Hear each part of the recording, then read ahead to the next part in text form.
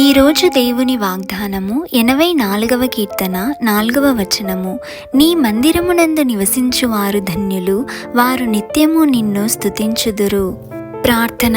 పరిశుద్ధమైన దేవా, కృపగల తండ్రి, మీ పాదములకు లెక్కలేని స్తోత్రములు చెల్లిస్తున్నాం ప్రవ్వా. గడిచిన వారమంతయు మమ్మల్ని అందరినీ క్షేమంగా కాచి కాపాడి మరొక పరిశుద్ధ దినమును మా జీవితాలలో అనుగ్రహించినందుకు మీకు స్తోత్రములు తండ్రి.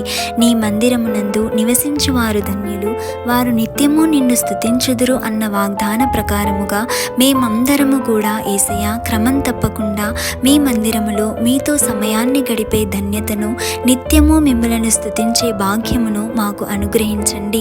మా ప్రవర్తనను మార్చుకొని మీ శరీర రక్తమును యోగ్యముగా స్వీకరించి మీకు సాక్షులముగా జీవించే భాగ్యమును, కృపను మా అందరికీ అనుగ్రహించుమని నజరేయుడైన యేసు నామంలో అడిగి వేడుకొని పొంది ఉన్నాము తండ్రి. ఆమేన్.